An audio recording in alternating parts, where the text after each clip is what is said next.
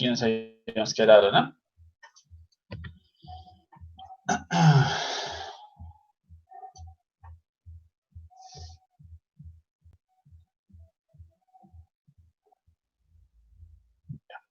Me avisen entonces cuando aparezca. Doctor, buenas noches. Un compañero también dice que está teniendo problemas, que está esperando mucho y aún no le admite.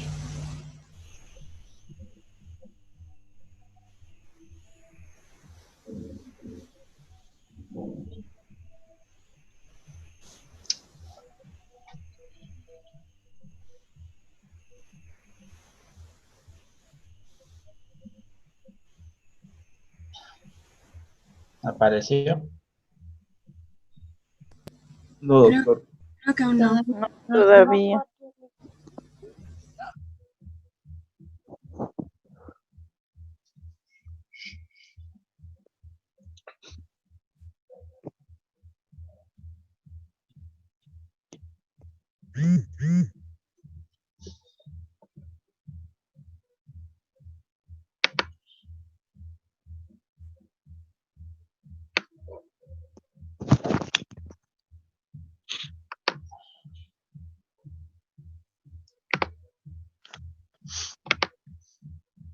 ¿Nada? Todavía. Qué raro.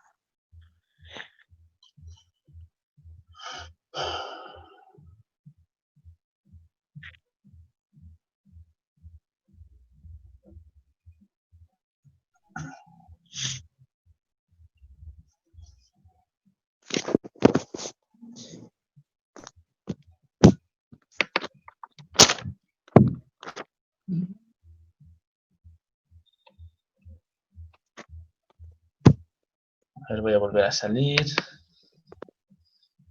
No sé por qué se pone así esto.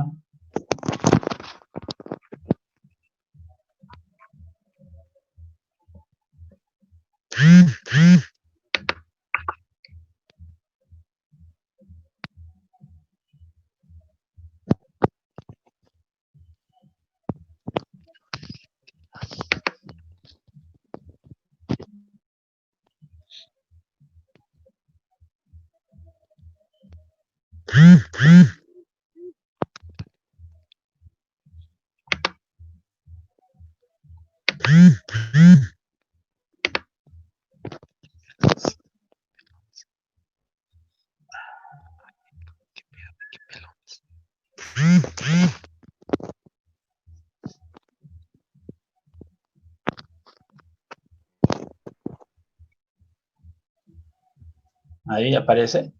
Sí, doctor. Sí, doctor. A ver, no sé.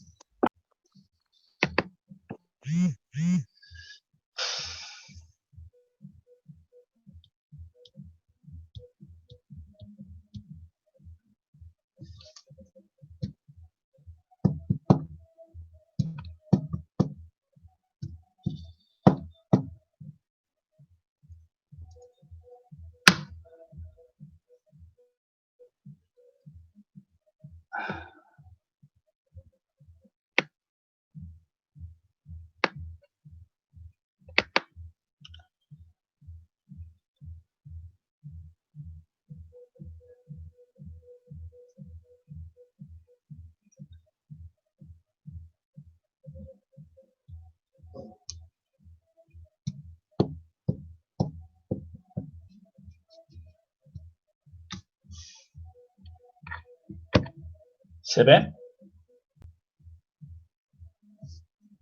Listo. Bueno, aquí nos habíamos quedado entonces. Vamos a ver lo que es los tipos de investigación. ¿Sí? Esta agrupación que les estoy mostrando es una de varias nada más.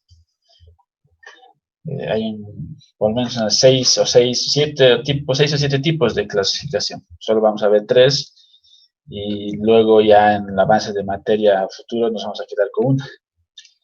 Pero por conocimientos generales tienen que saber.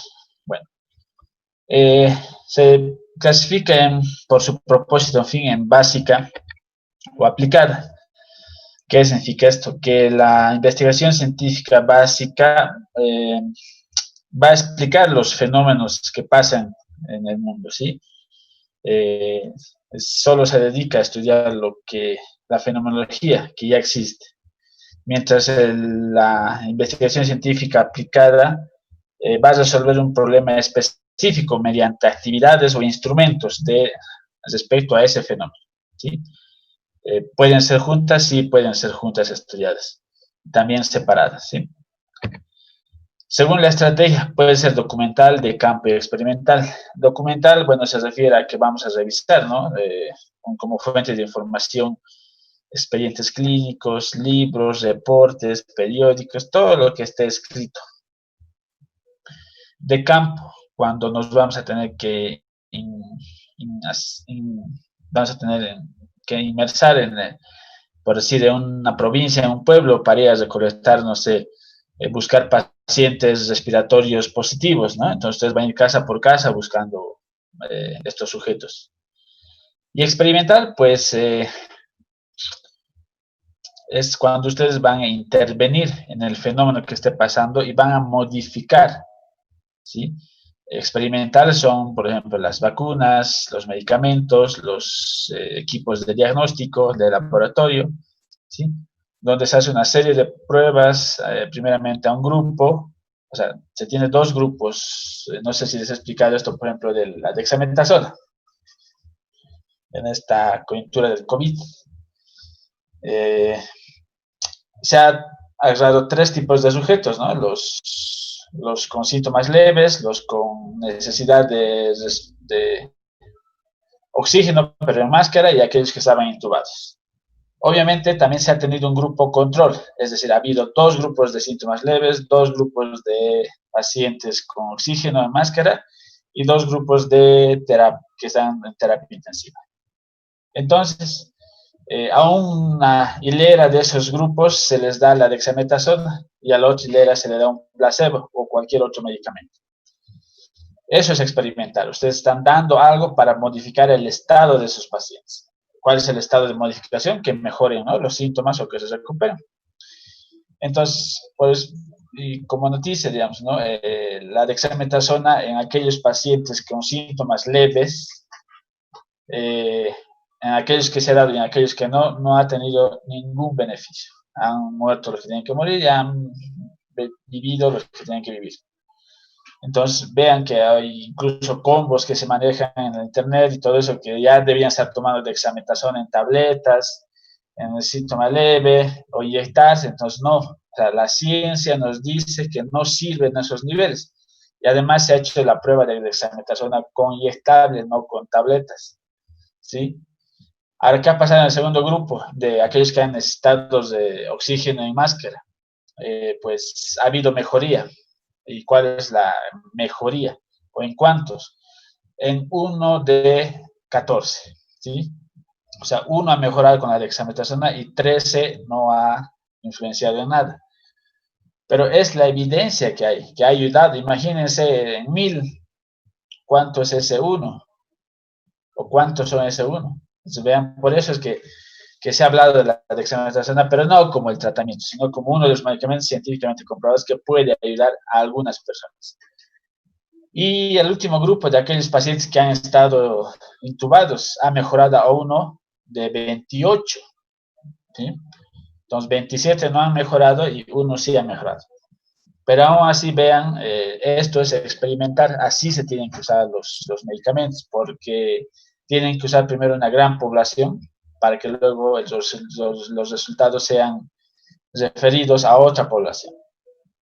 No es la cura de la dexametasona, no ayuda mucho, no, pero ayudan junto al remdesivir, ¿no? Y además el remdesivir que no tenemos en Sudamérica, o por lo menos en Bolivia, ¿no? Bueno, vean la diferencia de experimental.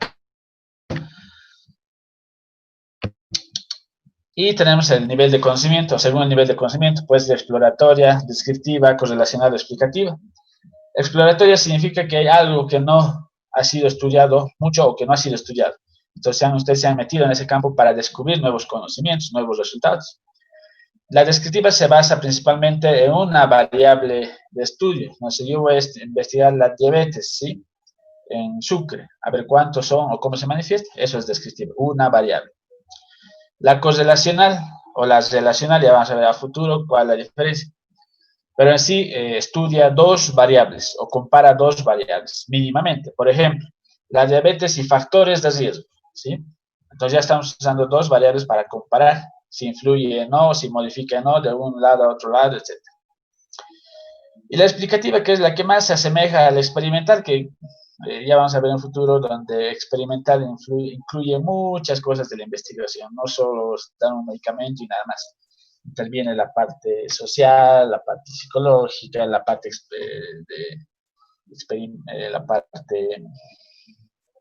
de coyunturas, la parte de tipos de enfermedades, etc. ¿Sí? Pero vean, es una parte de lo que es tipos de investigación. Nosotros, por ejemplo, los niveles según el nivel de conocimiento vamos a llamarlo alcance de investigación, que ya lo vamos a ver más adelante.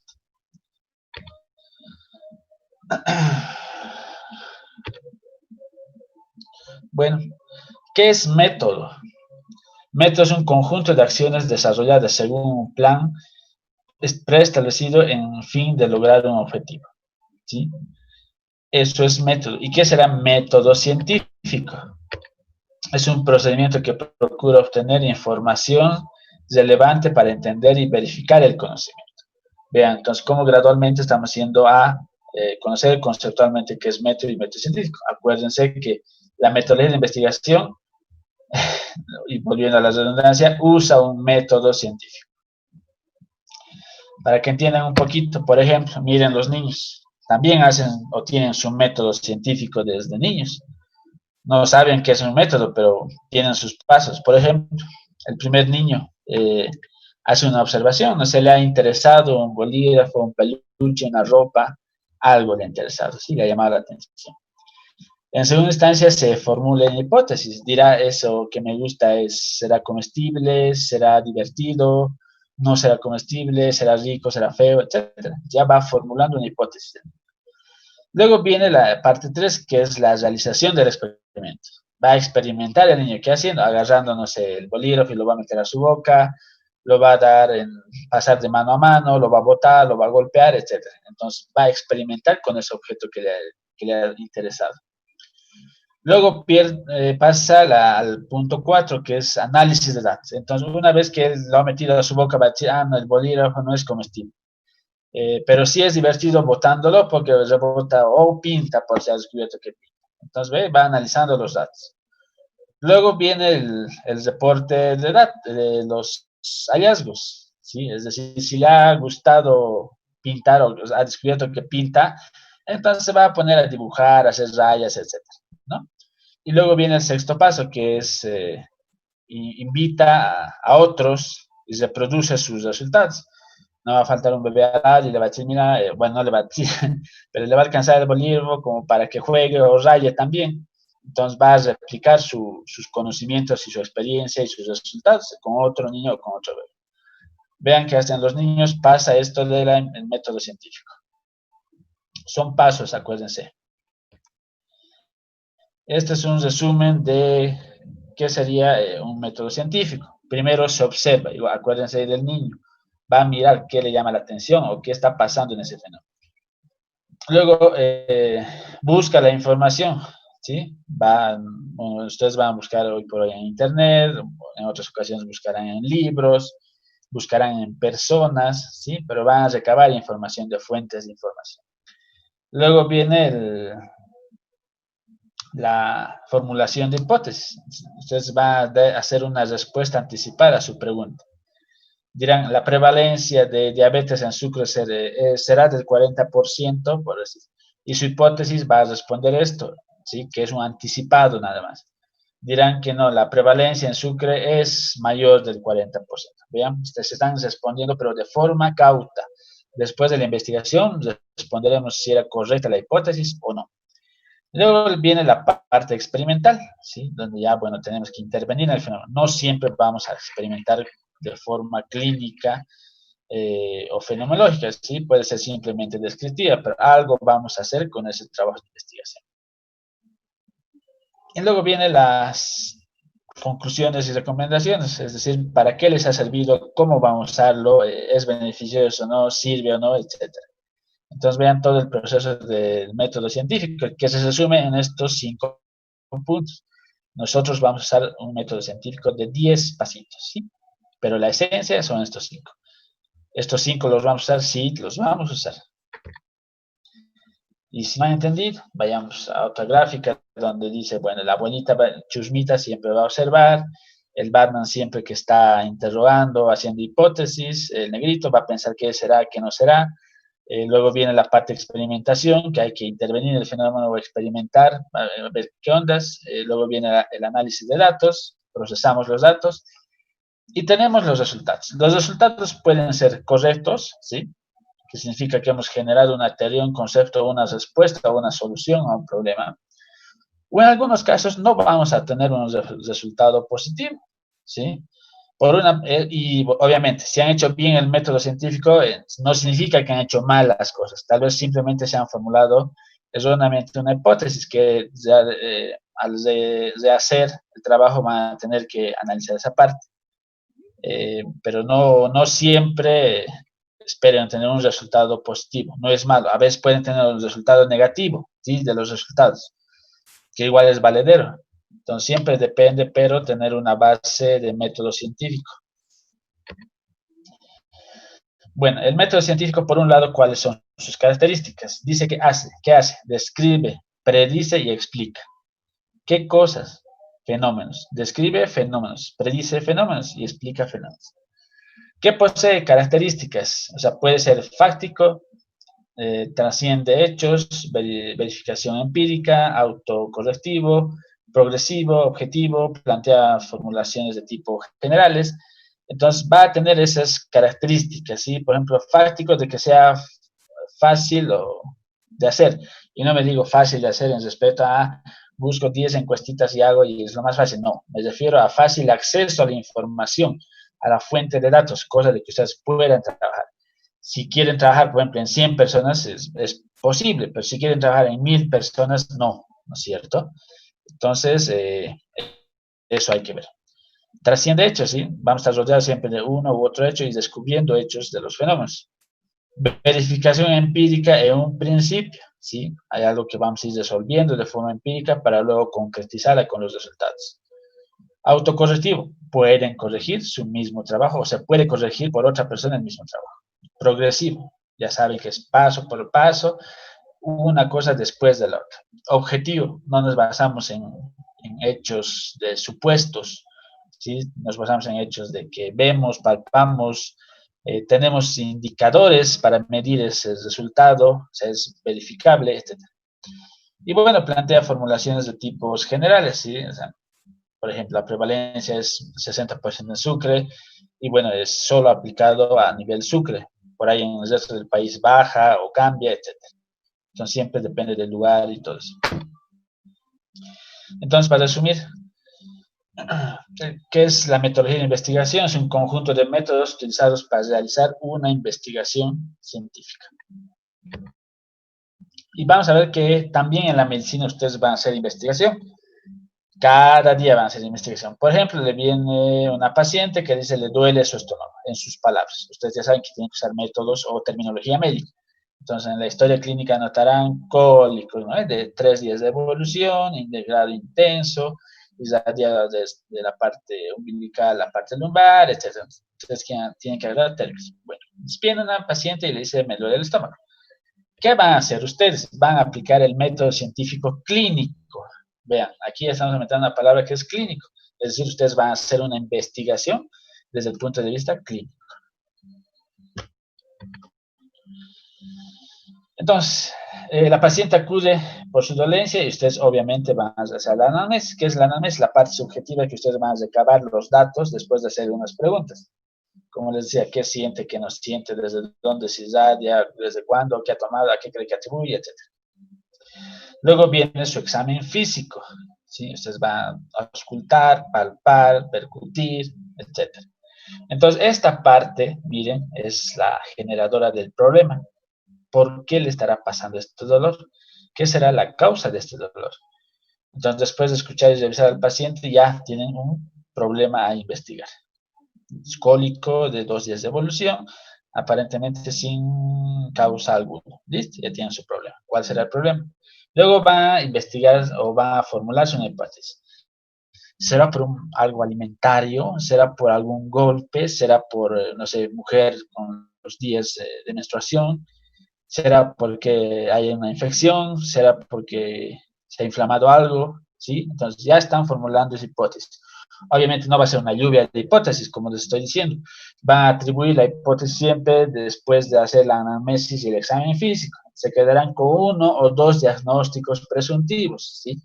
No necesitan 5, 10, nada. Eso no es correcto. Entonces, la alteración de la salud por una enfermedad, ¿sí? Entonces, ya ustedes van a formular la hipótesis. Obviamente, mientras formulan la hipótesis, van a hacer un diagnóstico presuntivo, como les decía, y tal vez ya van a empezar un tratamiento empírico. Obviamente, si está con dolores, ya le he tomado sangre y le he mandado ecografía, le estaré dando, ¿no? Su analgésico, inyectable, etc.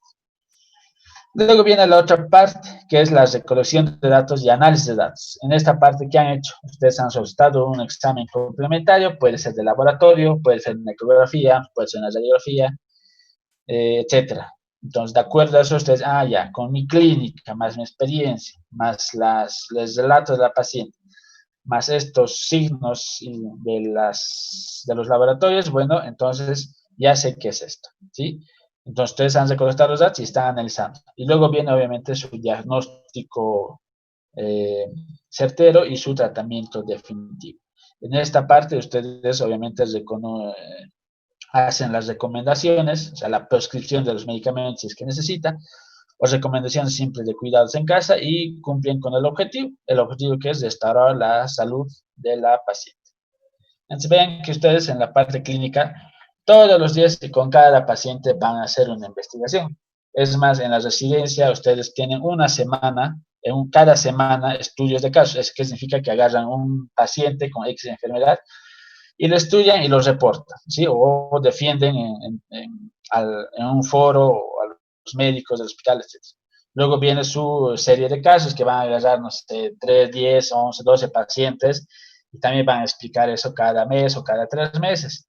Y obviamente el trabajo de investigación como tal, que es para su aprobación de residencia. Entonces, vean, ustedes, aparte de intrínsecamente atender al paciente, también tienen que responder con métodos científicos prácticamente cada día y cada semana. Entonces ya saben, cuando venga otro paciente y le diga tengo escalofríos y temperatura, ¿qué será? ¿Será COVID? ¿Será influenza? ¿Será una simple gripe? ¿Qué será? Entonces ustedes ya proceden a inspeccionar con las preguntas, con el examen físico, con los exámenes complementarios, si es que se puede o no, con un diagnóstico preventivo y tratamiento empírico, y luego, bueno, con un tratamiento definitivo y diagnóstico definitivo. Obviamente esperando siempre que resuelvan su problema. Vean este otro, que habla de los enfoques de investigación. Ya vamos a ver qué es un enfoque. Pero vean, esto es el grosso de la medicina, ¿sí? Nosotros estamos hablando de un enfoque cuantitativo, otro enfoque cualitativo y un enfoque mixto. ¿A qué se refiere con enfoque cuantitativo? Que nosotros vamos a recolectar información o datos numéricos, ¿sí? Y lo vamos a analizar de esa forma también, a través de números. Para eso estamos la bioestadística, etc. Pero obtenemos números y analizamos números. Y eso es en lo que se basa casi toda la medicina. Y les adelanto, el 99% de investigaciones en medicina son cuantitativos. 1% en la carrera de medicina o en la profesión de medicina es mixto. Eso quiere decir que ha agarrado también una parte cualitativa. ¿Qué es el enfoque cualitativo? Quiere decir que ustedes han recolectado palabras, oraciones o frases orales, ¿sí? O de entrevistas grabadas en video o en audio. Y ustedes han procesado esa información también para interpretarlas en palabras, oraciones o frases. Vean, estamos hablando de parte subjetiva, ¿sí? Y mixta, obviamente, que es que agarra los dos extremos. Por ejemplo, ustedes nos hacen un estudio de bioseguridad, por ejemplo, en el hospital, ustedes recaban datos, números, ¿sí? Etcétera, y tal vez van a ir a entrevistar al jefe de epidemiología, al jefe del servicio de cirugía y al director. Entonces, ustedes vean que están usando los dos métodos o enfoques cuantitativo y cualitativo, por tanto, su investigación se convierte en mixta. Pero ya les he dicho, el 99% es cuantitativo y el 1% es mixto. ¿Por qué no es exclusivamente cualitativo? ¿Por qué en medicina no? Porque nosotros nos basamos en probabilidades, en la parte numérica. ¿Quién usa esta rama del enfoque cualitativo? Principalmente los psicólogos, los sociólogos, ¿sí? Que usan ciertos grupitos de 5, 3 y van analizando sus preguntas con resultados también en palabras o oraciones. Entonces vean que nosotros prácticamente no usamos puramente la parte cualitativa.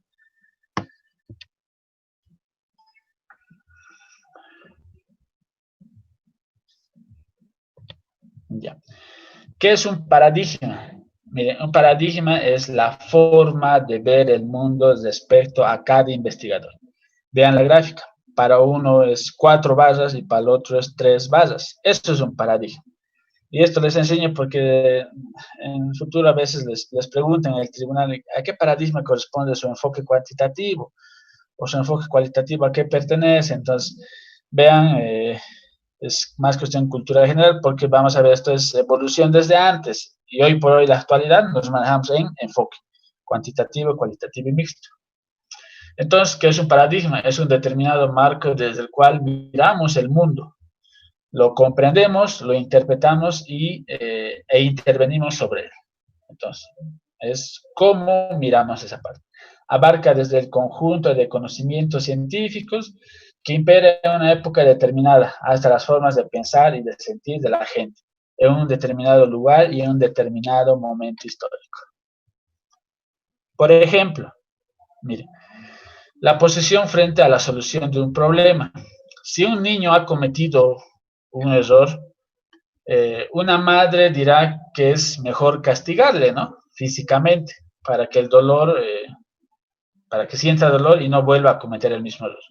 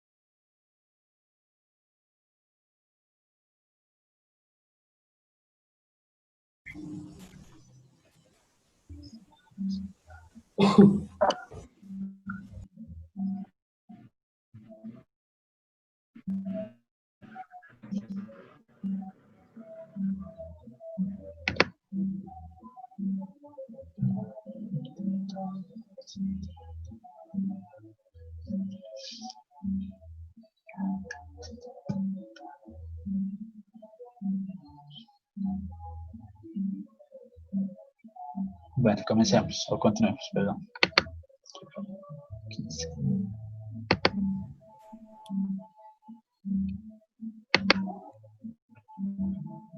Ya, me avisan si están viendo la pantalla, por favor.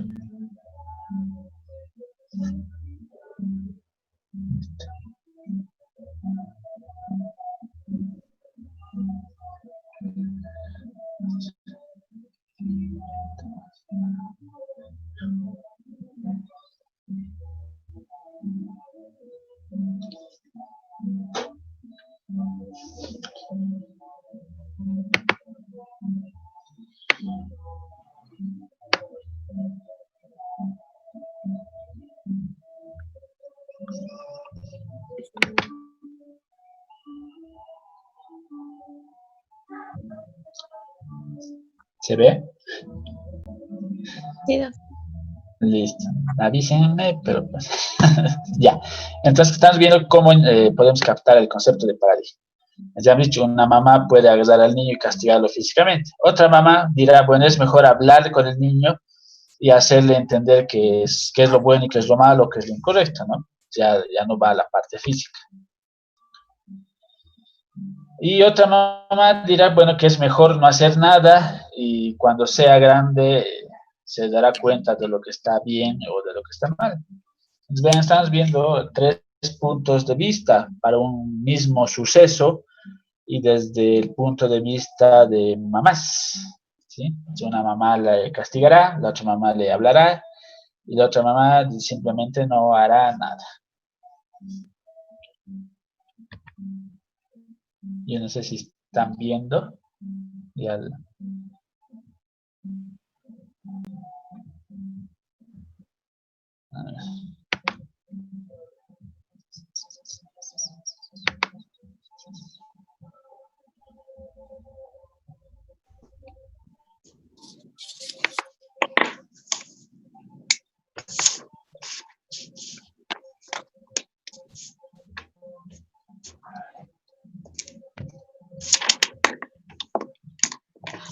Ya, ahora sí.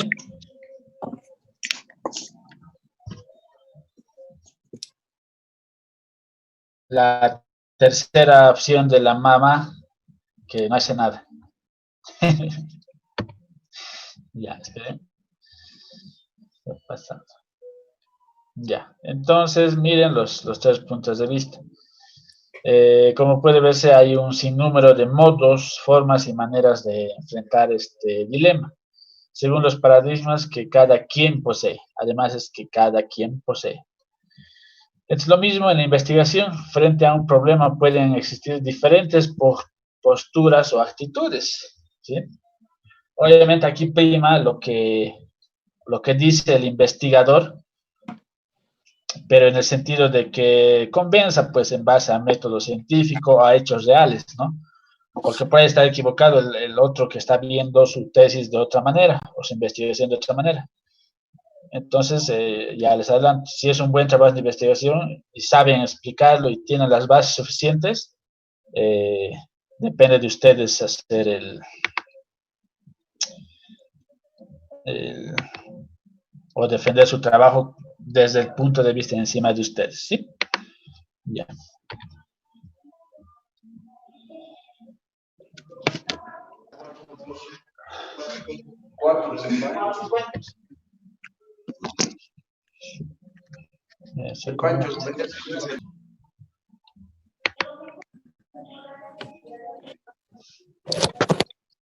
Ya.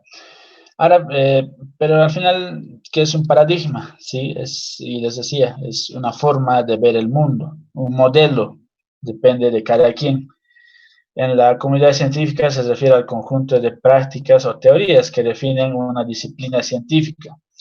no sé, ustedes han hecho un trabajo sobre seguridad y salud en el trabajo, pero el tribunal u otro investigador dice, no, o sea, debías hacer sobre bioseguridad. Entonces vean los paradigmas. Ustedes dirán, no, en seguridad y salud he encontrado mucho más problemas a solucionar y además se complementa con la bioseguridad para ayudar. Bioseguridad es un pequeño mundo, entonces no. O sea, por ahí, obviamente depende del caso, siempre depende del caso. Ustedes son los investigadores, ustedes saben más que el resto. ¿Sí? Entonces vean desde dónde viene esto del paradigma.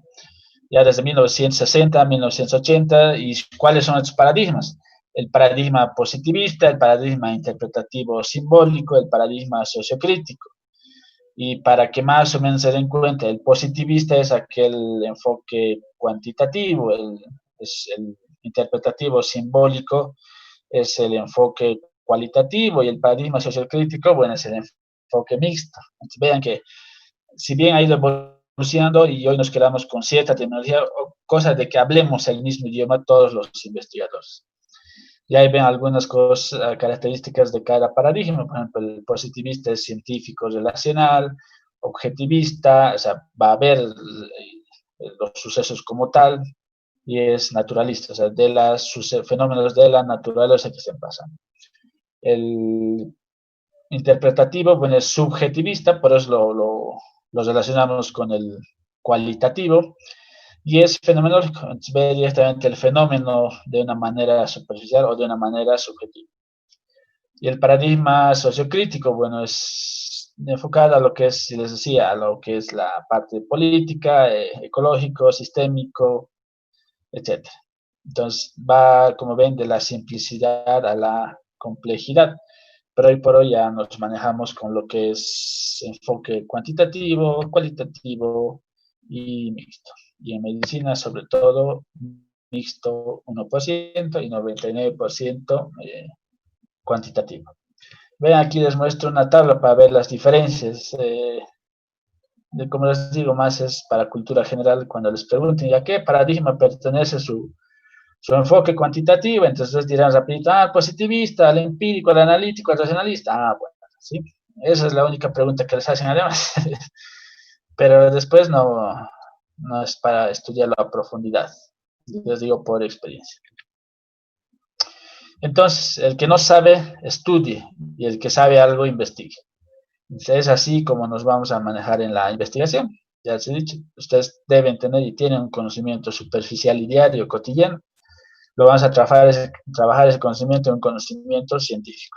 Y siempre es investigando. Siempre en cualquier profesión, en cualquier carrera es investigando.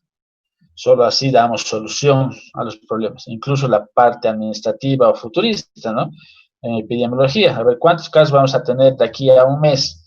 ¿Qué necesitamos para esos casos de COVID? Necesitamos más laboratorio, más infraestructura. Ya van a ir viendo los requisitos y todo eso a futuro, pero siempre es investigando. No sale de por sí a ocurrencia decir, vamos a tener 1000 de aquí a un mes, habilitaré el campo ferial, digamos, ¿no? O sea, no es tan así. O sea, tienes que habilitar, bueno, el campo ferial, ¿cuántas camas? ¿Qué necesitan? Hace frío, hace calor, baños, personal de salud que los cuide, que los controle, etcétera. Es una logística. Entonces, pero para eso igual tienen que saber investigar. ¿Preguntas?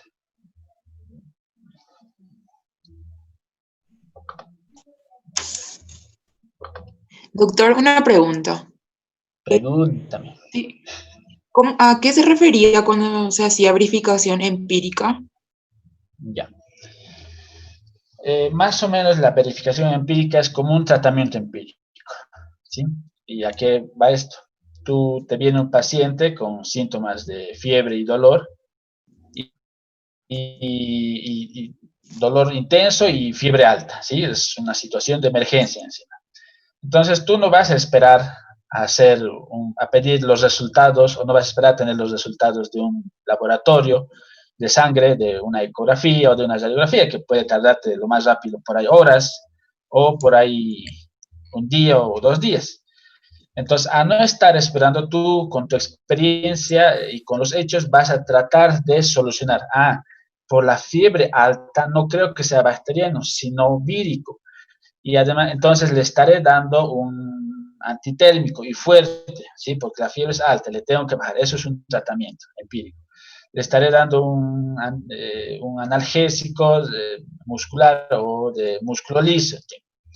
Entonces luego has pedido el laboratorio, te ha llegado y según los linfocitos, la serie blanca, dices, ah, sí, había sido nomás vírico. Entonces está bien mi tratamiento empírico que he iniciado, ¿sí? Obviamente ahora con estos resultados ya sé el diagnóstico preciso y el tratamiento preciso. Pero ¿qué pasa si hubiera llegado los resultados del laboratorio diciendo que se asemeja o se acerca a una infección bacteriana? Uy, no, mi tratamiento empírico hasta ahí nomás ha cubierto, entonces le daré nomás ahora otra vez un antibiótico, por ejemplo, ¿sí? Empírico ya, puede ser levofloxacina, citomicina, etcétera. Obviamente le voy a hacer cultivo. El cultivo tarda 2 a 3 días hasta que salga qué germen bacteriano han encontrado y a qué es sensible ese germen, a qué antibiótico. Vean, entonces, son momentos, y esto se traduce en la investigación, son momentos que ustedes van a actuar sin tener los resultados aún, ¿sí? Ustedes van a actuar de forma empírica en cierto momento de la investigación. ¿Qué les corrobora y qué les sigue después? Tener los datos y los resultados precisos para decir, ah, he estado bien con lo que he hecho empíricamente o no, tengo que cambiar y mi forma de empirismo no ha resultado. Eso no significa que no tienen que hacer, ¿sí? Por ejemplo, en un trabajo de investigación, ustedes han hecho la hipótesis de que, bueno, yo voy a tomar la glucemia a todos los estudiantes de medicina de quinto año que vienen a las 7 de la mañana, ¿sí? Porque así aprovecho que tienen horarios matutinos y voy a ver quiénes desayunan, quiénes no, etc. Pero ustedes ya se han hecho una idea de la investigación. Bueno, entonces van un día, obviamente después de una planificación, y dicen, bueno, se sienten en la puertita de la facultad o en el ingreso, etcétera, bueno, y van preguntando, de quinto año, sí, venga, pase, le voy a tomar una muestra, por favor, ayúdeme. Pero ¿qué pasa si no, si no ha dado o no han venido esa semana, ese años de vacaciones los de quinto? O en realidad todo el mundo se ha venido desayunando y tu glucosa postprandial que vas a medir a las 2 horas no es beneficiosa. Entonces ahí actúas de forma empírica. Dices, bueno, cambiaré, estoy viendo que hay más de tercero. Entonces a los de tercero lo agarraré, ¿sí? Entonces cambia, hay momentos que hace que cambies tu forma de planificación. Una parte lo conviertes en empírico y luego se hace realidad o concreto. No sé si... Sí, entendido. Gracias. ¿Algo más? ¿Otra pregunta? Lo que acaba de explicar, ¿qué es, doctor? Es la parte empírica de la investigación, ¿sí? El método empírico, que actuamos antes de tener los resultados concretos. Gracias, doctor. Ya.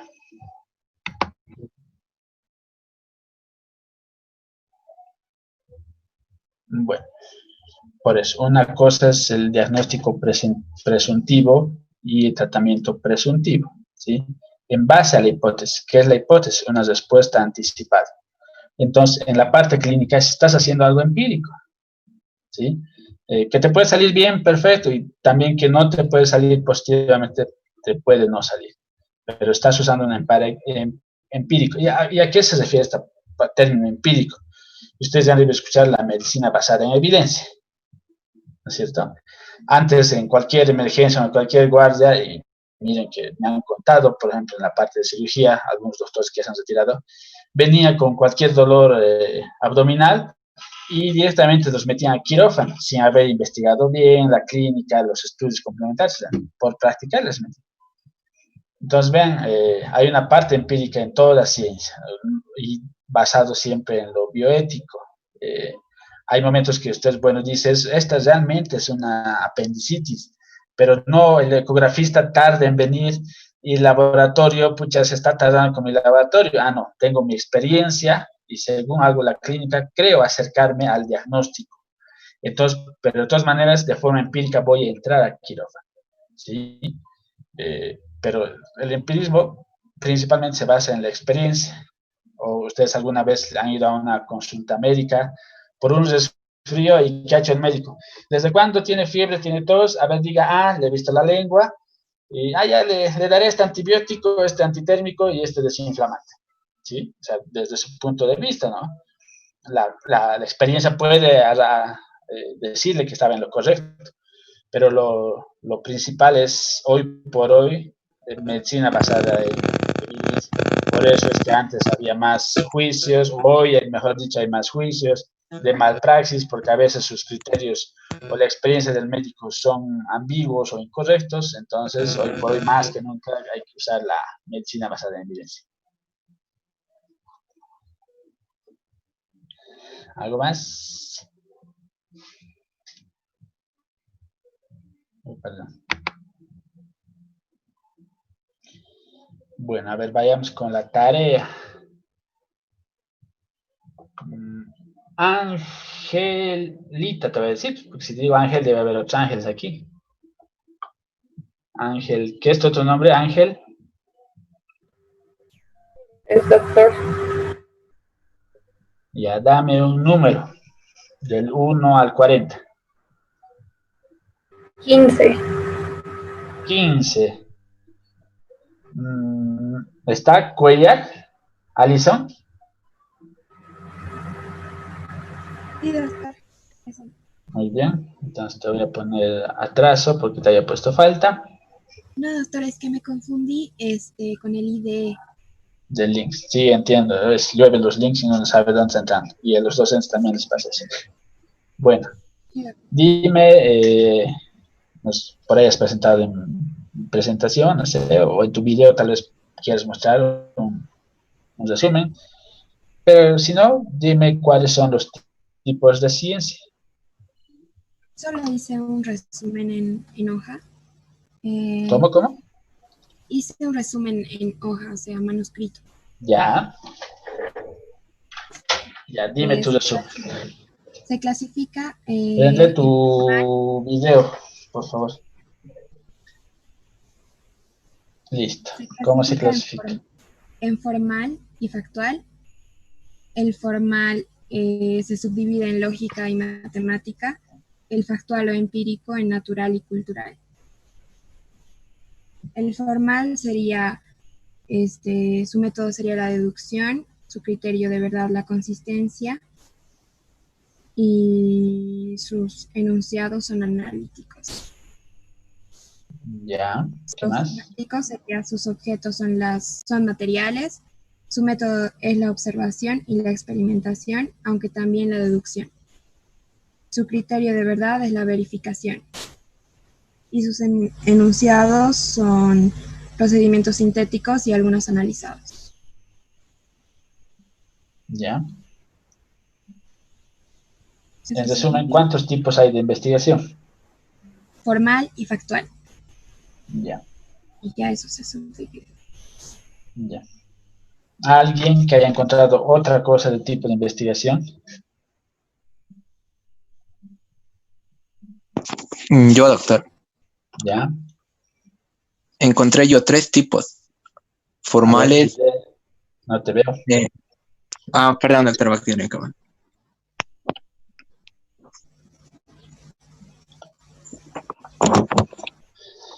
Carlos Andrés.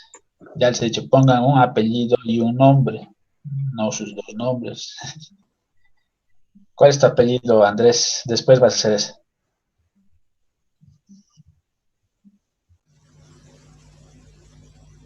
Hola.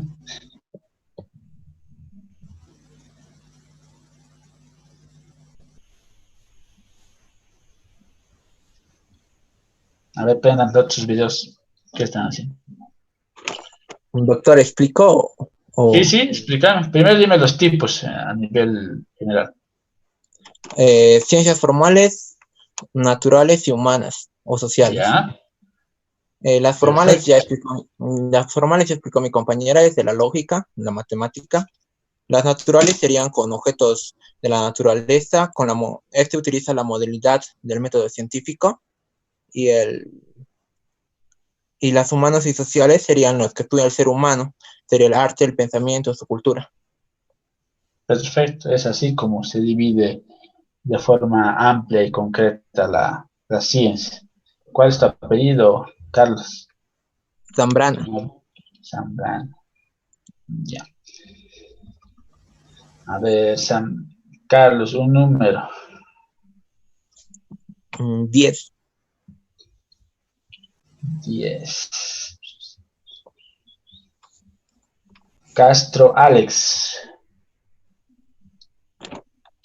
Sí, doctor. ¿Qué has averiguado de sensibilidad y especificidad? Sí, a ver. Sensibilidad es la proporción de enfermos que una persona, es la proporción de enfermos que una prueba identifica correctamente cuando sale positiva. Eso es la sensibilidad. Y especificidad es la proporción de sanos que una prueba identifica correctamente cuando sale negativa. O sea, es como... ¿Alguien ha entendido esa referencia o tiene dudas? Ya, doctor. A ver. A lo que entendí, la sensibilidad y la especificidad son términos que se utilizan en un diagnóstico clínico, porque para un diagnóstico clínico se necesitan realizar pruebas y estas pruebas necesitan tener sensibilidad y especificidad. La sensibilidad, a lo que entendí, se usa en pacientes que están enfermos, por tanto la prueba tiene que salir positiva. Y si una prueba tiene alto porcentaje de sensibilidad, significa que nos va a ayudar a descartar una enfermedad. Y A la ver. especificidad... Si es sensible, quiere decir que el enfermo nos va a dar positivo. Sí. Entonces, ¿qué esperamos de la sensibilidad? Un alto porcentaje de sensibilidad, ¿qué nos va a indicar otra vez? Yo no veo. O sea, espera, Andrea, ¿no? Sí. A ver. A descartar una enfermedad. Por eso una prueba necesita tener descartar una enfermedad. Ajá. ¿Y especificidad? Especificidad se utiliza, la especificidad se utiliza en personas que están sanas y por tanto el resultado de esta prueba tiene que dar negativo. Y lo mismo si una prueba tiene alto porcentaje de especificidad, nos va a ayudar a que se pueda confirmar una enfermedad. A ver, ¿quién dice otra cosa? A lo que he leído, doctor, a lo que leí es que especificidad es la suma cuantitativa de respuestas negativas de una observación y sensibilidad indica la capacidad de estimar datos positivos. O sea que la especificidad nos da más resultados negativos en una prueba. Por ejemplo, si a una persona le hacemos la prueba de si tiene diabetes, la especificidad nos va a decir que muchas personas no tienen la enfermedad. En cambio, la sensibilidad sí. Eso. Estás confundiendo un poquito, Andrea. La sensibilidad es para confirmar lo más certero posible una enfermedad. Y lo otro es para confirmar lo más certero posible que esté sano. Por ejemplo, y ustedes de curiosos han debido leer y han debido averiguar cuánto los productos de test rápido que están vendiendo para COVID, hasta como pastilla en el Face, cuánto de especificidad y cuánto de sensibilidad tienen. 75% de especificidad, doctor. ¿De sensibilidad? De sensibilidad, perdón. Ya. ¿Alguno sabe cuánto es lo mínimo para decir que esta prueba es verdadera respecto a su especificidad? ¿Cuánto por ciento necesitamos? 95 al 92, doctor. 92 Perfecto. al 95. Entonces les pregunto, ¿sirven los tests de COVID que están vendiendo como pastillas? No, están robando. No.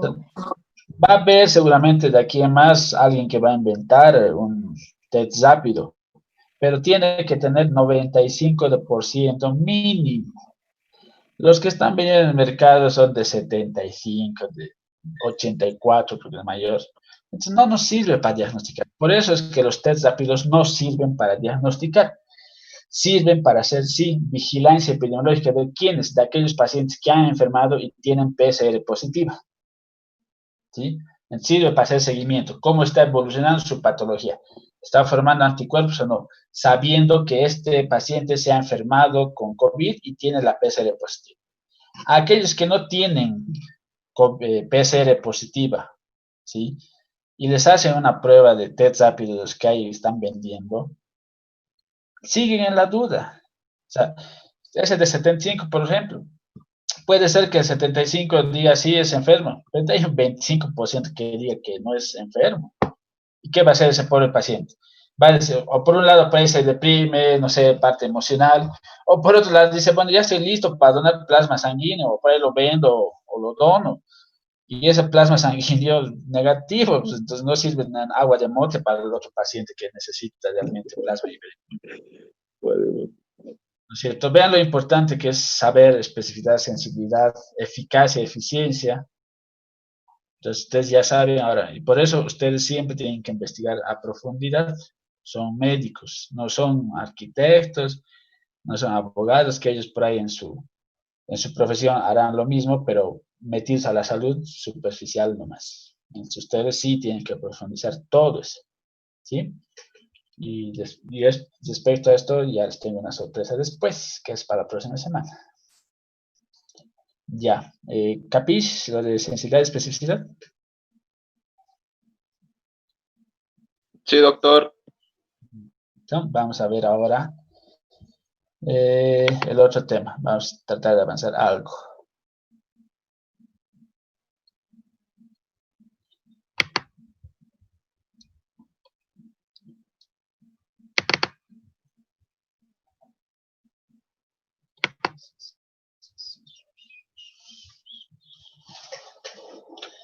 Perdón, ¿quién ha hablado último? Castro Alex, ¿no?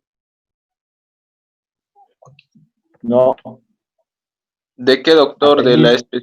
¿Del porcentaje? Sí, sí, sí. O sea, del que me ha dicho 95% necesitamos. Yo, doctor Vilca Luis Fernando.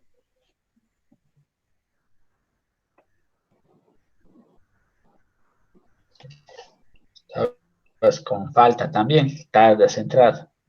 No, doctor, estaba -5, pero creí que era el link correcto. Habían mandado otro. Bueno. Ya. Vayamos a ver algo de lo que es el primer paso de la metodología de investigación. Y ahí te les aclaro en qué consisten los pasos de la metodología de investigación.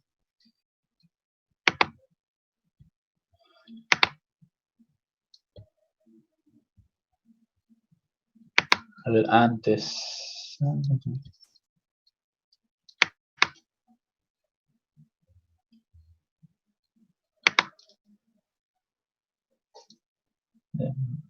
Me avisen cuando vean.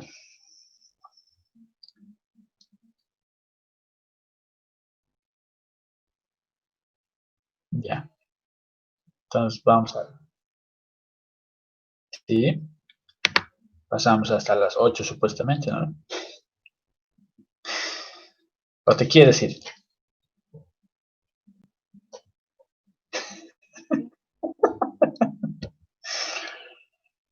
Es que estos dos temas nos van a ayudar ya a la práctica de la próxima semana, ¿sí? Y ya les adelanto, vamos a hacer por el eCampus nomás, así que les voy a pasar máximo mañana el ID para que se estén matriculando. Les voy a pasar 2 IDs. Un ID es de la parte general para que estén como estudiantes de la materia, ¿sí? Ustedes van a ver y obtener las diapositivas, los libros, la bibliografía, etc. La parte general de teoría. Y el otro ID que les voy a mandar va a ser para cada subgrupo de práctica.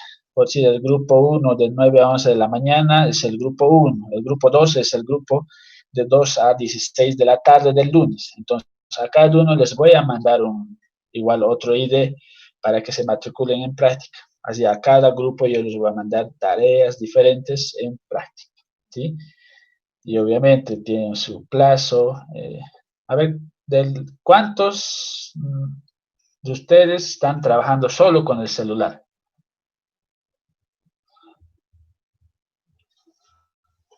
Yo, ¿O doctor. todos están con computadora? Yo, doctor. Ya, dos, ¿quién más? Yo, Tres, doctor. 4, 5, ya, Yo, Yo, doctor. doctor. 6, Yo, 7, doctor. 8. Ya, de todas maneras no es para que se salven por si acaso. Mire, yo el año pasado ya he usado la parte virtual con sus celulares de los estudiantes. Con que sea Smart, suficiente para hacer trabajos en Word, ¿sí? Así que lo único que tienen que saber es conocer su celular, cómo se edita, cómo se escribe, cómo se guarda. En práctica, tal vez con algunos no van a poder y les voy a enseñar desde aquí cómo tienen que editar, por si el documento, y luego guardar y luego, ¿sí? Entonces, pero vayan conociendo sus celulares. O sea, un smartphone ese sirve, no solo sirve para Facebook, WhatsApp, Insta, ¿sí? Sirve para hacer Office, documentos, entrar a páginas de investigación, ¿sí? Entonces, pero ya sé con quiénes voy a tratar de guiarles un poco en celulares, pero para eso vayan investigando, mándense un documento, por decir, y los que van a abrir con documentos de Google es una forma, los que van a abrir con documentos de Microsoft, otra forma, pero conozcan sus celulares. Bueno, ¿estamos viendo ya la pantalla?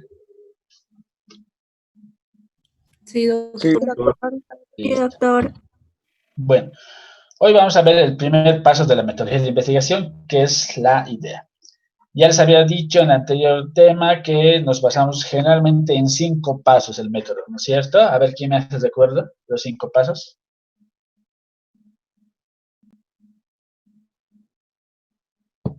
Yo, doctor. A ver, Castro, Alex.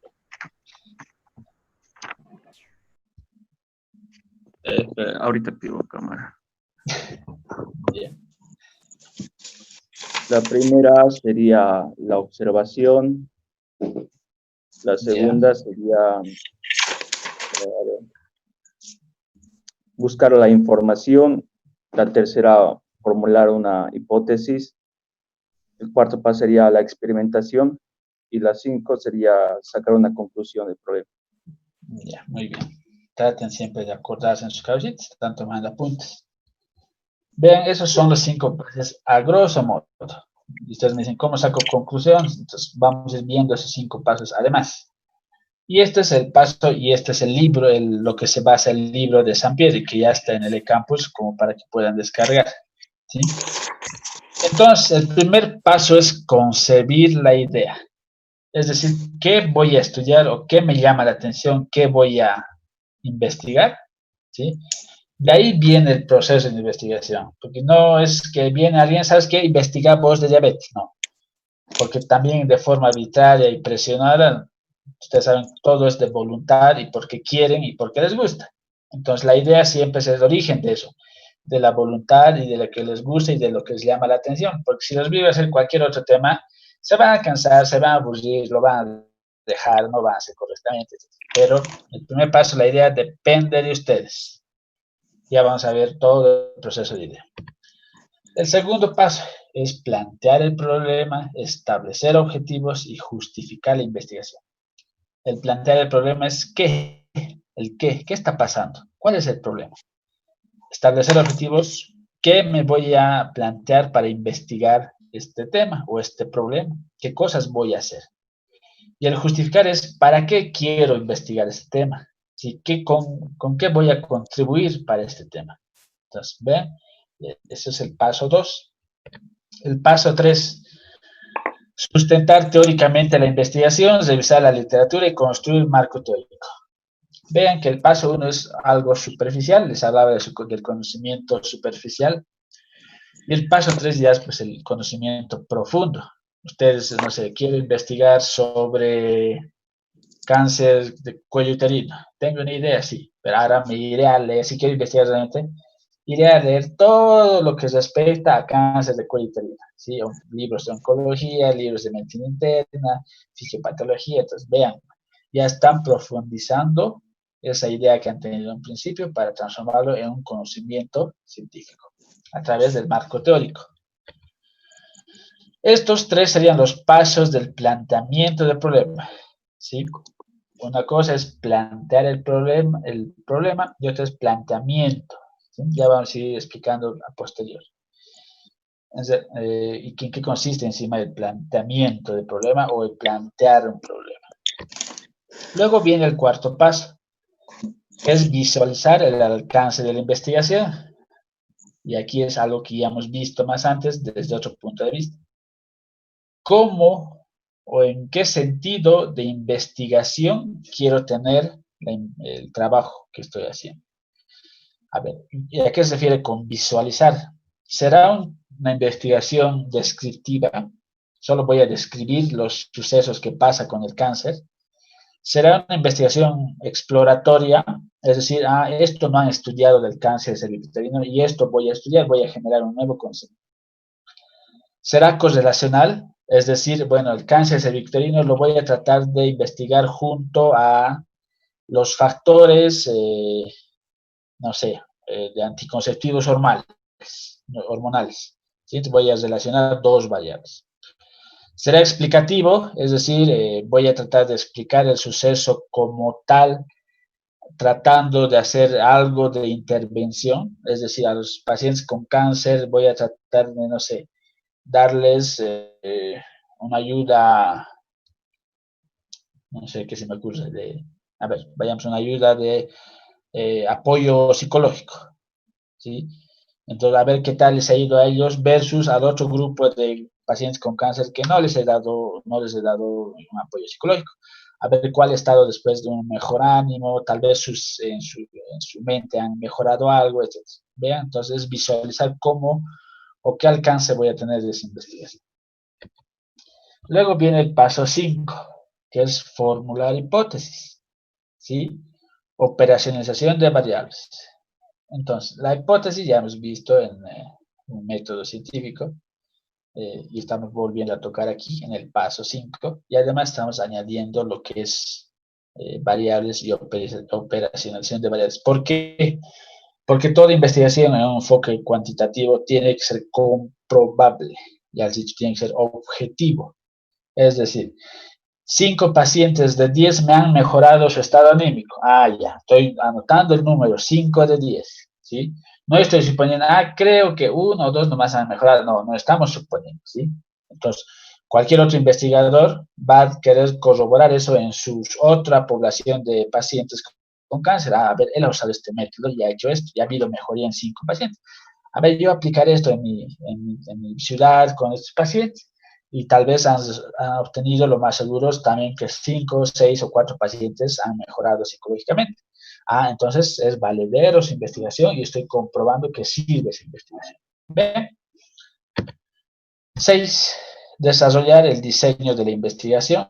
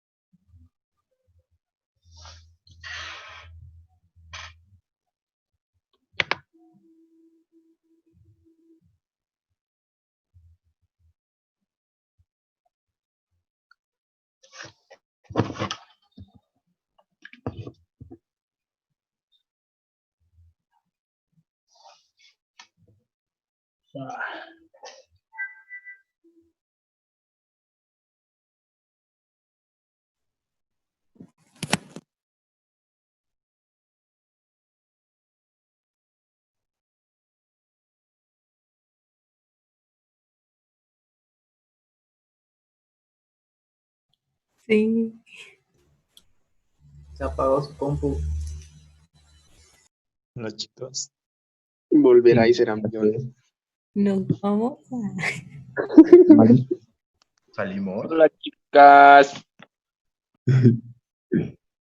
Tengo miedo. hambre.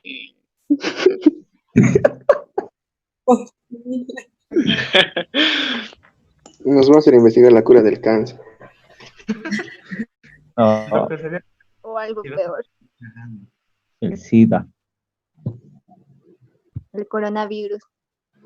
COVID-19, para mañana la cura. No sé qué hace. Eucalipto. ¿Cómo es?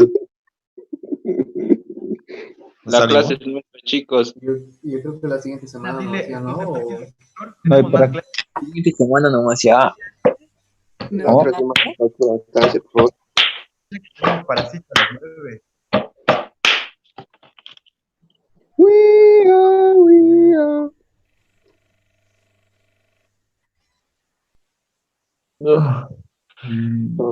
De acuerdo, ¿no? Todos culpamos a Ana. Ana, Ana. Ana, ¿por qué dices eso, Ana?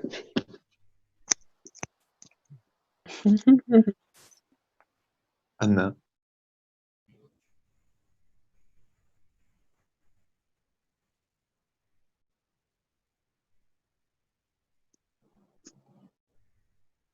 la matamos, la matamos. Estaba haciendo.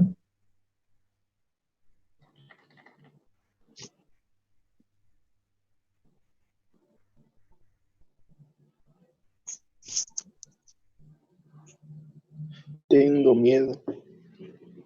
Que como que la doctora estaba tosiendo en la clase de hoy, ¿no? Tiene COVID. Sí, confirmo. Ya fue. Sí. ¿Están todos? Sí, Y justo doctor. la batería se murió. Bueno, continuemos.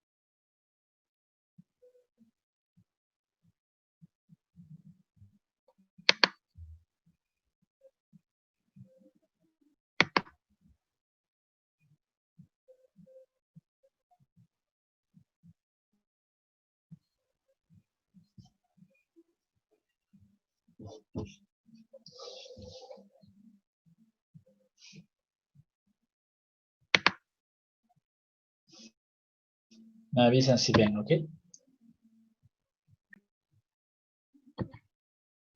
Listo. Nos hemos quedado en el paso 5. ¿Sí? De forma de hipótesis variable. Bueno, luego viene el paso 6, que es desarrollar el diseño de la investigación. Y esto ya vamos a ir viendo a qué se refiere con diseño. Aunque no crean, también hay un estilo en la investigación. Este sería el estilo, en otras palabras. El paso 7 es definir la unidad de análisis, determinar la población, calcular y seleccionar la muestra. En el paso 7 es, bueno, a ver, ¿a quiénes vamos a estudiar? Estudiantes, profesores, trabajadores, ¿sí? O sea, ¿a quién? Ahora de, no sé, de los bancarios, por ejemplo, ¿a cuántos voy a estudiar? ¿A 100? ¿A 200? ¿Y cómo voy a escoger de esos, de los 1000 a 200, por ejemplo, de los 1000 a 100? ¿Sí? A eso se refiere el paso 7. Estos serían los pasos de diseño metodológico. Luego viene el paso 8, que es elaborar un plan de recolección de datos, construir instrumentos de medición y explicar. Muy bien, ustedes han identificado a la población de estudio. Después dicen, bueno, voy a estudiar a los 150 bancarios, ya los he seleccionado todo. Ahora, ¿cómo les estudio? Les observo nada más y tomo apuntes en una hoja de observación. Les doy una encuesta para que me llenen. Les hago pruebas de laboratorio, ¿sí? ¿Con qué? Entonces aquí se refiere a qué instrumentos van a usar para recolectar esos datos que quieren. 9. Seleccionar el software, análisis de datos y preparar los resultados. Generalmente el software a usar es un programa de bioestadística que es el SSPS.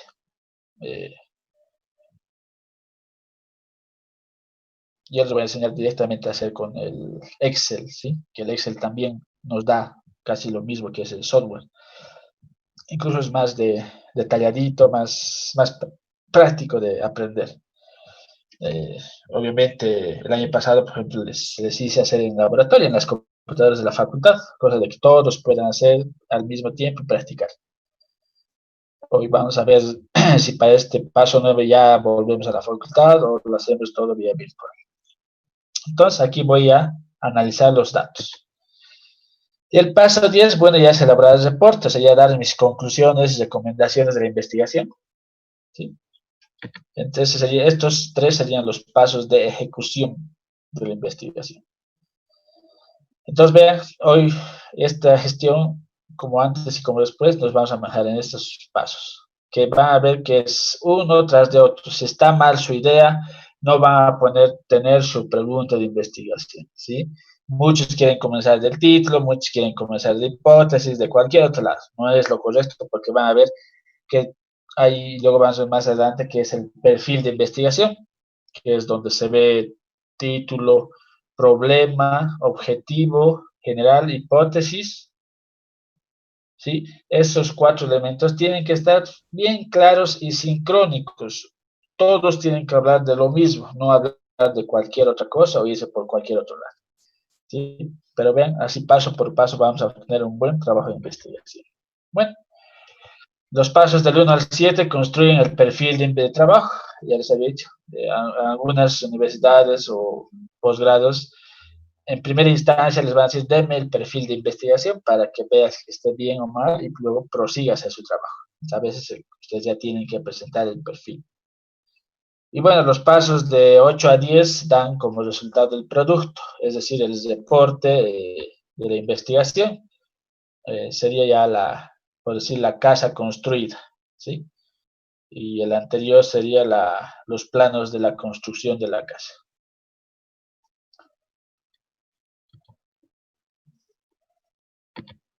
Bueno, ¿cuál es el proceso investigativo del paso 1? Ya hemos dicho que es investigar, luego realizar indagaciones para descubrir algo, y luego como forma cualitativa y la mixta y cuantitativa, empezar con la idea, ¿sí? Entonces, la investigación cuantitativa como la cualitativa y mixta deben empezar con la idea. O sea, el primer paso otra vez, la idea de investigación.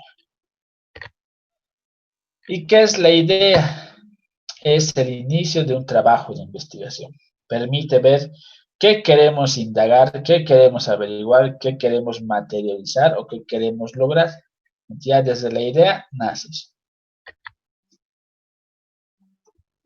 El origen de las investigaciones a través de ideas. La mayoría de las ideas iniciales son vagas y requieren analizarse cuidadosamente para que sean transformadas en planteamientos más precisos y estructurados. Por decir, la primera idea que se les viene, no sé, bioseguridad, por ejemplo. Ya tengo mi idea. Ahora tengo que darle sus aristas a esa palabra y decir qué quiero estudiar de la bioseguridad, cómo quiero estudiarlo, dónde, cuándo. Pero vean que nace siempre de la idea. Entonces, las ideas pueden ser espontáneas, ¿sí? A veces simplemente están iluminadas y se les ocurre una idea. O surgir como un resultado de conectarse con otras vivencias cotidianas de nuestra vida. A veces las ideas están latentes en el cerebro y dispersas y despiertan con algún estímulo, ¿sí? Entonces, no sé, estoy viendo la tele y tenía una idea que no me podía acordar y hacer y he visto algo en la tele, listo, mi idea, ¿sí? Entonces, a veces necesitan de estímulo. Entonces, las fuentes de la idea son, por ejemplo, conversaciones de personales o grupos, No sé, ustedes están ahí hablando entre ustedes o con sus amigos, amigas, y toman un tema o tocan un tema y dicen, ah, esta idea puede ser para investigación, ¿sí? De ahí puede surgir una idea. Puede ser de experiencias y vivencias. Pucha, no se han ido al hospital y la verdad no me han atendido rápido, me se han tardado. Es más, tengo que esperar como 5 horas, al final ni siquiera me han atendido, me tienen que ir. Entonces, podría investigar en ese hospital después por qué se deben las demoras de atención en emergencias, cuando todo tendría que ser rápido. Vean, experiencias. Teorías y otras investigaciones. En algunas ocasiones van a revisar alguna investigación, otra vez investigación de otras personas y van a decir, ah, mira, él había estudiado esto allá. ¿Por qué no investigar tal vez lo mismo, pero en este contexto? Obviamente tienen que tener la cantidad suficiente de los pacientes o de las personas a estudiar que realmente tengan el mismo problema, etc. O simplemente les da una idea para que luego la transformen y hagan otro tipo de investigación. Pero esto es a través de lecturas. Materiales audiovisuales, películas, radios, TV, etcétera. No se han visto una película y dicen, ah, esto quiero investigar, mira qué interesante el tema. Voy a escucharlo en la radio, no sé, La Bruja, ah, están hablando de este tema, sería bien estudiarlo, o una televisión, etcétera. Materiales escritos, libros, revistas, periódicos, algo que han estado leyendo en algún periódico, si es que todavía leen periódicos. O periódicos digitales, o libros. He estado estudiando hoy día semiología y he visto algo que me ha gustado e interesante para estudiar. ¿Listo? Entonces, vean, creencias o pensamientos. A ver, yo creo que debería, debería darse nomás ibuprofeno a todos los pacientes con COVID, sanos, leves, moderados, severos. Pero tienes que investigar. Si no es, ya tienes tu idea, pero ahora tienes que investigar si es efectivo, no es efectivo, etc. Presentimientos también, ¿no? Internet, están navegando, facebookeando algo y una palabra o una experiencia o algo parecido y dicen, creo que este tema también sería bueno estudiar. Pero vean la infinidad de origen de las ideas, desde propios o intrínsecos de ustedes, como por intermediarios de internet, libros, personas, otras vivencias, etcétera, ¿sí? Entonces, de ahí se origina la idea. Ahora, ¿qué ideas de investigación se te pueden ocurrir? Por ejemplo, al ver una película, no sé, X película y esta idea, o estas 5 ideas serían buenas, muy buena la película. No sé, voy a ver Pandemia y dice, bueno, estas palabras o estos temas me han gustado, me anoto, dices, bueno, podría ser bien para estudiar. Al subir a un micro a mediodía, realmente no cumplen con los protocolos de seguridad, de estar saltados, no sé, o vacíos algunos asientos. Ahora no sé, ¿será que estando juntos se contagian aquí más que todo? O ya que van a incumplir las reglas, ¿cuánto voy a tener de infectados? Hacer un pronóstico de una semana, de un mes. Entonces, vean, incluso al subir a un micro, bueno, hoy están en sus casas, no van a hacer eso. Y bueno, entrar al internet, están navegando, googleando, ¿listo? Ven algo que les haya llamado la atención. Pero ven de dónde se les puede ocurrir las ideas. Y a un principio es generalmente muchas ideas, si es que es muy buena el origen. Por ejemplo,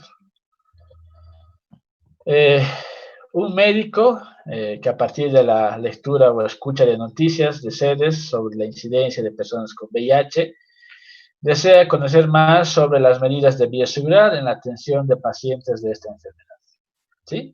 Lo han visto tal vez al exdirector que estaba dando un informe, reporte de epidemiología, a otra noticia que estaba dando en la radio, que estaba reportando los casos de VIH que se estaban disparando. Entonces, ustedes como médicos, les ha llamado la atención, ¿sí? Un buen tema para estudiar. Ahora, ¿qué? Pero voy a estudiar de todo el VIH.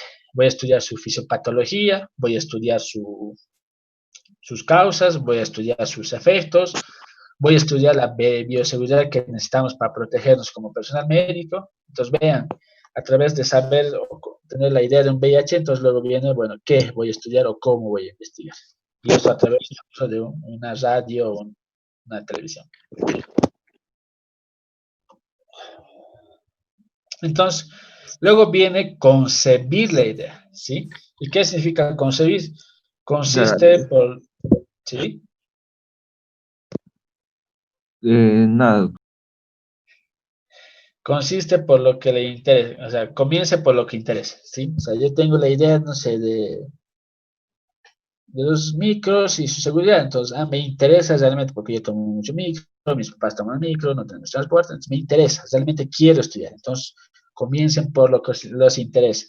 No es imposición de estudiar temas, ¿sí? Obviamente bajo la línea de medicina, o sea, tampoco me van a meter a, no sé, quiero saber cuánto ganan los micreros con la mitad de sus pasajeros, no, tampoco, ¿no es cierto? Siempre que se entra en la línea de salud. Entonces comiencen primero si les interesa. Luego, elabore una lista de ideas, que es lo que llamamos en educación superior lluvia de ideas. Entonces yo voy anotando en papelito, en su celular, entonces, esta idea de esto, esta idea, por lo menos 5, 6, 7, no sé, las que les vengan. Pero anótense esas ideas, sirve para después. Luego viene, elija un tema. De esas ideas que se han anotado, elijan cuál es la más interesante, la que se puede llegar a hacer, porque hay otras ideas seguramente que no las van a poder hacer, ¿sí? Entonces, elijan, pero elijan de esas varias ideas que ya se han hecho. Y finalmente viene el acote del tema. O sea, a ver, quiero estudiar, ¿qué estudio? A ver, no sé, quiero estudiar la fisiopatología de las amebas histolíticas que se presentan en los niños de un hospital internado de Sucre o de un reformatorio, ya, ¿sí? Entonces han hecho una idea más o menos larga, tienen una idea más o menos conceptualizada. Y ahí viene el quinto paso de la idea, que es tema enfocado. Listo.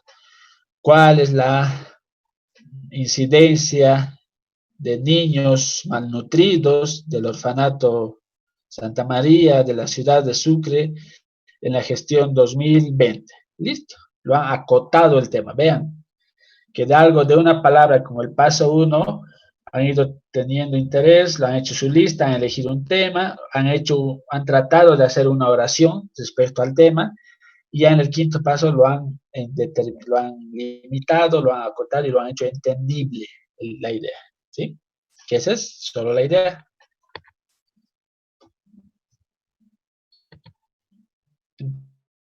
Entonces, concebir la idea, comience con lo que le interese. Por ejemplo, una preocupación, un asunto, algo que requiere solución, algo que le interese, ¿sí? Estamos viendo que nos tiene que interesar.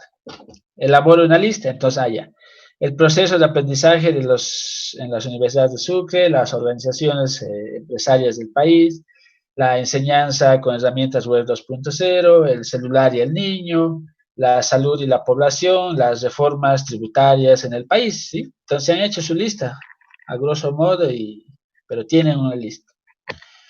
Luego viene, elige el tema. A mí me ha interesado por la línea de salud, no sé, el tema 5, la salud de la población. Entonces, el tema es muy amplio porque, a ver, ¿salud de qué? O sea, salud de infecciones, salud de enfermedades no transmisibles, enfermedades de VIH, de transmisión sexual, enfermedades de obesidad, de enfermedades psiquiátricas, o sea, hay un sinfín para hablar de salud, ¿no es cierto? Y de la población dicen, pucha, ¿de qué población? De los 3.500 habitantes de Sucre, de los 8 millones de los bolivianos, de los 450 personas que viven en el pueblito de Villamparaes, ¿sí? Entonces sigue siendo amplio. Entonces, un tema amplio podría ser, por ejemplo, la bioseguridad en el personal de salud, también, ¿no es cierto? O sea, bioseguridad de qué tipo, cuáles, dónde, de qué personal, solo médicos, enfermeras, también incluimos al portero, a la que hace la higiene, ya vean, es un tema amplio. Luego vamos a tratar de acotar. Es decir, cuando se produce, caracterizar las situaciones en las que aplica la bioseguridad en el personal de salud. ¿Dónde? En el Hospital Jaime Mendoza, por ejemplo, ¿sí? Entonces, ya estoy más o menos identificando y acotando esta idea y un tema. Y luego viene el tema acotado.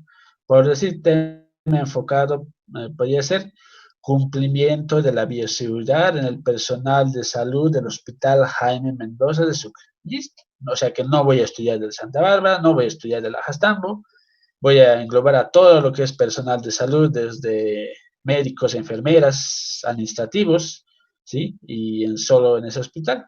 Y además, ¿qué voy a ver en ellos? Su cumplimiento de bioseguridad. Los 5 pasos o los 5 momentos de lavarse las manos, se lavarán las manos, ¿no? ¿Cómo lo hacen? ¿Qué tiempo? Etcétera. Usan guantes en la atención del paciente, usan guantes cuando están cerca del paciente o usan guantes cuando están en contorno del paciente. Vean, ya hemos ido con la idea desde una simple palabra o una simple oración a elegir de varias ideas una que les interese, acotarla, hacerlo más, porque era un tema amplio, y luego ya concretizar. ¿Cuáles son los criterios para generar ideas? Las buenas ideas intrigan, alientan, excitan, motivan, son atractivas al investigador, ¿sí? Eso les tiene que generar su idea. No es obligación, no es presión, no es imposición.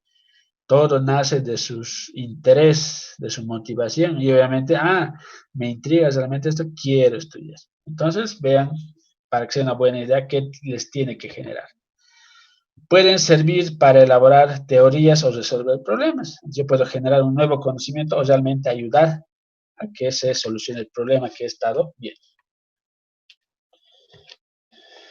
Los objetivos de generar ideas. Entonces, resolver los problemas, en primera instancia y lo más común, quiero solucionar un problema. Aportar conocimientos, o sea, yo creo que esta es la idea y con los resultados de investigación, esta es realmente la idea del fenómeno que está pasando, cómo está pasando. O generar interrogantes, investigar, vean que no siempre vamos a dar respuesta a solucionar el problema, podemos generar también interrogantes. Entonces, y eso da lugar para hacer otra investigación por ustedes mismos o por otros investigadores. Entonces, no siempre es la solución al problema, sino también pueden generar interrogantes. La validación de temas trata de la revisión de la información existente, o sea, tienen que revisar otra vez profundamente la parte teórica, libros, internet, investigaciones a nivel Sucre, a nivel Bolivia, a nivel Latinoamérica, a nivel mundial, etc. Consultar a expertos en el tema. Obviamente, si quiero estudiar, por ejemplo, la bioseguridad, yo no iré a hablar con el médico internista, hablaré con el jefe de medicina interna, hablaré con el jefe de bioseguridad del hospital, ¿no? A ver qué ha hecho, qué no ha hecho, por qué no da resultados o por qué da resultados. Buscaré asesoría en un experto que ya conoce el tema. Buscaré un endocrinólogo si quiero investigar sobre diabetes, ¿no? Doctor, mire, quiero investigar sobre diabetes en los niños, no sé qué me puede decir, cómo me puede ayudar, qué tendría que leer o dónde tendría que leer. Entonces, busquen siempre un experto, siempre y cuando se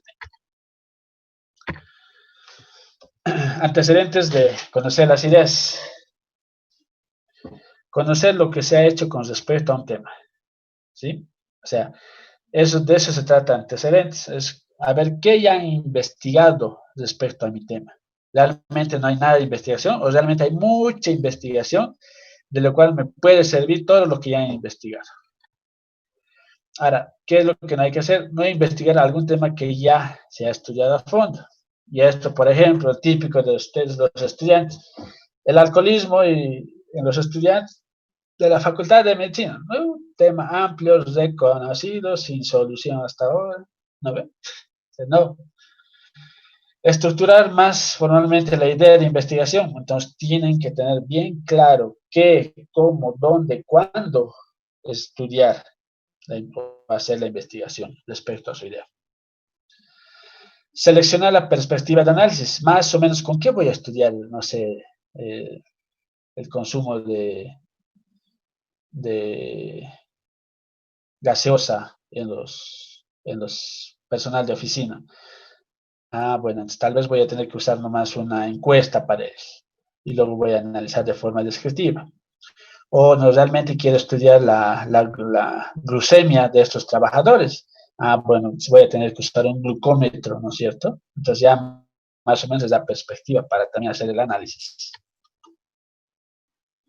Entonces la investigación previa de los temas nos ayudan a ver sobre temas, por si ya investigados, estructurados y formalizados, ¿sí? O sea, si realmente hay que investigar mucho, entonces no, creo que no da para lugar para investigar, ¿sí?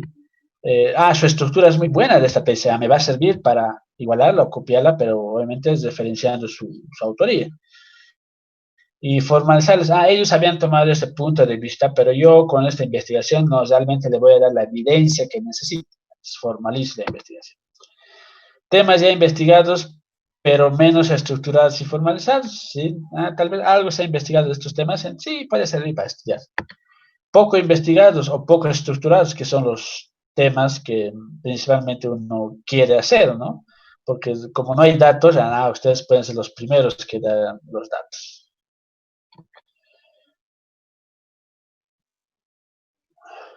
Y obviamente los no investigados. Entonces, chochos, pues van a generar conocimiento, teorías, soluciones, algo que no se ha estudiado antes. Y para eso hay que saber específicamente qué estudiar. En resumen, vean, el tema debe ser puntual y directo. Tiene que gustarte, apasionarte, tiene que ser interesante, tiene que motivarte, porque buscarás y investigarás un marco teórico. ¿Por qué además, no? Porque lo que tienen que leer para profundizar su conocimiento científico realmente es harto, ¿sí? O sea, 2, 3 libros, entrevistas con algún médico, alguna, no sé, pero realmente, y eso cansa y aburre a veces. Entonces, por eso es que es necesario su interés o pasión para que no se cansen y aburren, que es la parte más groserita, digamos, de la investigación. Luego viene lo importante para que conozcas que la manejes genial sería que lo domines. O sea, obviamente no todos los temas vamos a dominarlo así. Después de una lectura y una investigación recién vamos a poder dominar el tema. ¿Sí? A veces no es que conocemos el tema y chochos y seguimos, no. A veces sí hay que leer más de lo mismo. Ahora, mejorar si lo observable que percibiste y o viste, lo mismo el problema en tu experiencia profesional. O sea, realmente tienes que adelantarte en esta parte de tu hipótesis, ¿no? Sobre todo decir, ¿será que esto pasa del Jaime Mendoza también pasará en el Hospital Santa Bárbara? ¿También pasará en el San Pedro Clavel? ¿También me pasará como profesional o solo a esos profesionales de enfermería, por ejemplo? ¿Sí? Entonces, es la cualidad que le va a dar el tema de la investigación. Ahora debes asegurarte que exista una prueba que permita medir, y a esto les digo, siempre toda investigación tiene que ser medible. ¿Y a qué me refiero con medible? Si voy a ver la prevalencia de diabetes, tengo que medir en porcentajes y eso tiene que ser medible por otros, ¿sí? Y con esto ya terminamos. Relación con el título. O sea, realmente tiene una relación con el título. Porque de la idea bien formulada directamente es colocar algunas palabras como el, la, etcétera, ¿no? Bueno, por ejemplo, miren la idea, incumplimiento de normas de bioseguridad. ¿Cuál sería el título? Impacto del cumplimiento de las normas de bioseguridad en el servicio de emergencias del Hospital Jaime Mendoza sobre calidad de atención en el periodo de octubre a diciembre de 2018. ¿Ven? ¿De dónde ha salido esto? De su idea. Si no formulan bien la idea, más o menos les va a salir mal su título. Y les repito, no se comienza por el título, se comienza por la idea. Luego ya vamos a ver que hacia arriba la idea nos da el título y hacia abajo nos va a ir dando el problema, el objetivo general, etc. En relación con el problema, miren, nos va a ayudar también a formular un problema. Por ejemplo, ¿cuál sería el problema? ¿Cuál es la incidencia o cuáles son los factores que impiden que se apliquen las normas de bioseguridad en el servicio de emergencias del Hospital Jaime Mendoza, en el servicio de emergencias, ¿no? En la gestión 2020 de julio a agosto? Entonces, vean, ya les ayuda también la idea a tener su planteamiento del problema. Vean, nace siempre de la lluvia, de una idea. Esa idea tiene que transformarse en lluvias de ideas. Escojan una, acótenla o traten de hacer una oración y luego concreticen esa oración. Eso les va a servir mucho. Preguntas.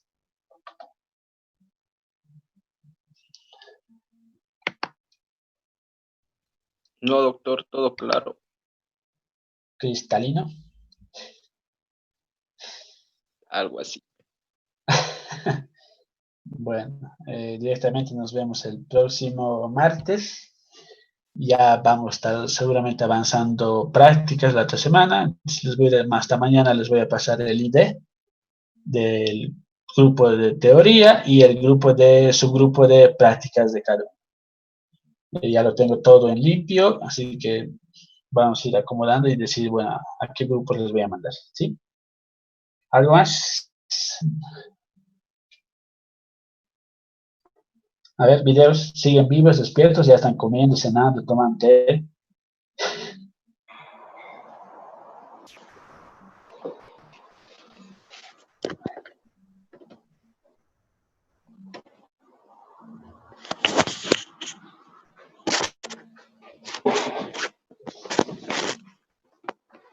Listo.